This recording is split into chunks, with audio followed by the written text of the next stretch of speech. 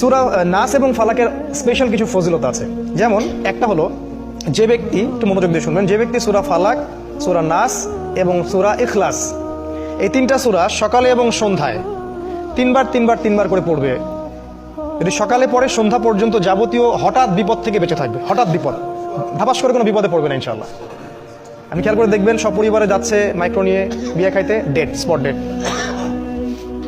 তাই না? হঠাৎ করে দেখবেন সকালে ঠিক মতো আসে, হঠাৎ স্ট্রোক নাই। হঠাৎ বিপদ ইনশাআল্লাহ সে পড়বে না, যে ব্যক্তি সকালে তিনবার করে সূরা ফালাক, সূরা নাস, সূরা ইখলাস পড়বে।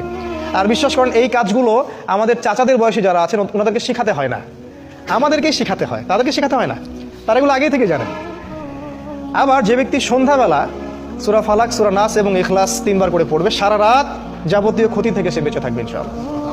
এই হলো একটা বড় ফজিলত। তাহলে আমরা ইনশাআল্লাহ আজকে থেকে, বরং এখন থেকেই তিনবার করে সূরা ফালাক, নাস, ইখলাস প্রতিদিন পড়ার অভ্যাস করবো ইনশাআল্লাহ। এটা একটা আমল।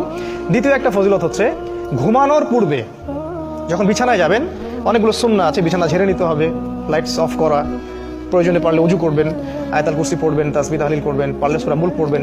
যদি কিছুই করতে না পারেন, কমপক্ষে সূরা ফালাক, সূরা নাস আর সূরা ইখলাস তিনবার করে পড়বেন। সিস্টেমটা আমি দেখাই দিচ্ছি, যে প্রথমে হাত সামনে নিয়ে বিসমিল্লাহির রহমানির রহিম পড়ে সূরাতুল ইখলাস, আবার বিসমিল্লাহ বলে সূরাতুল ফালাক, আবার বিসমিল্লাহ বলে সূরাতুল নাস একবার করে পড়লেন, পড়ে এভাবে ফু দিবেন, দিয়ে মাথা থেকে নিয়ে যতদূর পর্যন্ত পারেন এভাবে মাসেহ করবেন একবার, তারপরে আবার একবার, তারপরে আবার একবার, মোট তিনবার।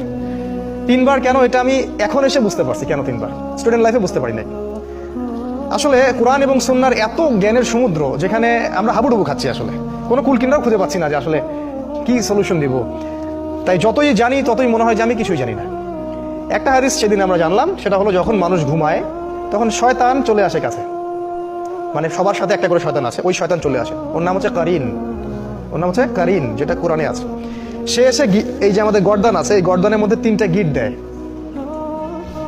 এবং প্রতিটা গিটের সাথে সে বলে, তোমার সামনে দীর্ঘ রাত, তুমি ঘুমাও, তোমার সামনে দীর্ঘ রাত, তুমি ঘুমাও, তোমার সামনে দীর্ঘ রাত, তুমি ঘুমাও, আরামে ঘুমাও।